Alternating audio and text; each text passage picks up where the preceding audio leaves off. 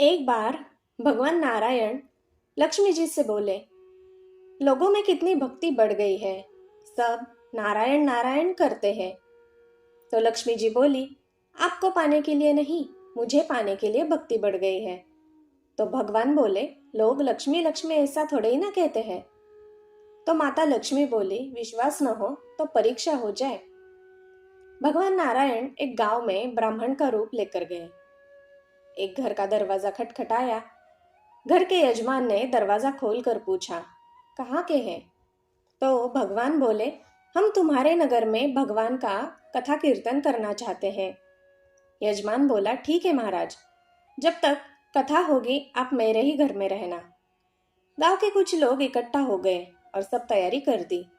पहले दिन कुछ लोग आए। अब भगवान स्वयं कथा कर रहे थे तो संगत बढ़ी। दूसरे और तीसरे दिन और भी भीड़ हो गई। भगवान खुश हो गए कि कितनी भक्ति है लोगों में। लक्ष्मी माता ने सोचा, अब देखा जाए कि क्या चल रहा है।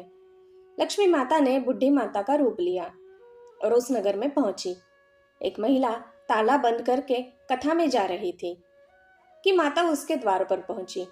बोली, बेटी जरा पानी पिला दे। तो वो महिला बोली, माता जी 3:30 बजे है, मुझे तो प्रवचन में जाना है। लक्ष्मी माता बोली, पिला दे बेटी थोड़ा पानी, बहुत प्यास लगी है। तो वो महिला लोटा भर के पानी लेके आई। माता ने पानी पिया और लोटा वापस लौटाया तो सोने का हो गया था। यह देखकर महिला अचंभित हो गई कि लोटा दिया था तो स्टील का था और वापस लिया तो सोने का। कैसी चमत्कारिक माता जी है। अब तो वो महिला हाथ जोड़कर कहने लगी कि माता जी आपको भूख भी लगी होगी, खाना खा लीजिए। ये सोचा कि खाना खाएगी तो थाली, कटोरी, चम्मच, गिलास आदि भी सोने के हो जाएंगे। माता लक्ष्मी बोली, तुम जाओ बेटी, तुम्हारा प्रवचन का वक्त हो गया। वह महिला प्रवचन में आई तो सही, लेकिन आसपास की महिलाओं को सारी बात बताई। अब महिलाएं यह सुनकर चालू सत्संग से उठकर चली गई। अगले दिन कथा में लोगों की संख्या कम हो गई। तो भगवान ने पूछा कि लोगों की संख्या कैसे कम हो गई। किसी ने कहा, एक चमत्कारिक माताजी आई है नगर में, जिसके घर दूध पीती है तो गिलास सोने का हो जाता है, थाली में रोटी सब्जी खाती है तो थाली सोने की हो जाती है। उसके कारण लोग प्रवचन में नहीं आते। भगवान नारायण समझ गए कि लक्ष्मी जी का आगमन हो चुका है। इतनी बात सुनते ही देखा कि जो यजमान सेठ थे वो भी खड़े हो गए, उठ गए। पहुंचे माता लक्ष्मी जी के पास। बोले, माता मैं तो भगवान की कथा का आयोजन कर रहा था और आपने मेरे घर को छोड़ ही दिया। लक्ष्मी माता बोली, तुम्हारे घर तो मैं सबसे पहले आने वाली थी, लेकिन तुमने अपने घर में जिस कथाकार को ठहराया है ना, वो चला जाए तभी मैं आऊंगी। सेठ जी बोले, बस इतनी सी बात, अभी उनको धर्मशाला में कमरा दिलवा देता हूँ। जैसे ही महाराज कथा करके घर आए तो सेठ जी बोले, महाराज आप अपना बिस्तर बांधो, आपकी व्यवस्था अब से धर्मशाला में कर दी है।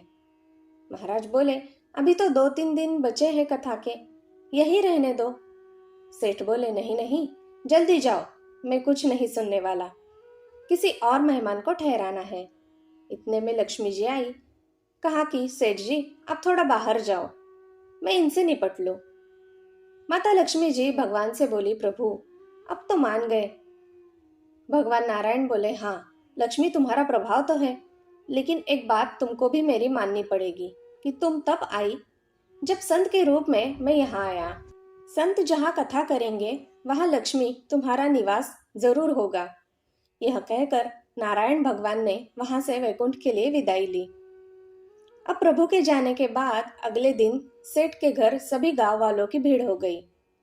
सभी चाहते थे कि यह माता सभी के घरों में बारी बारी आए, पर यह क्या, लक्ष्मी माता ने सेठ और बाकी सभी गांव वालों को कहा कि अब मैं जा रही हूँ।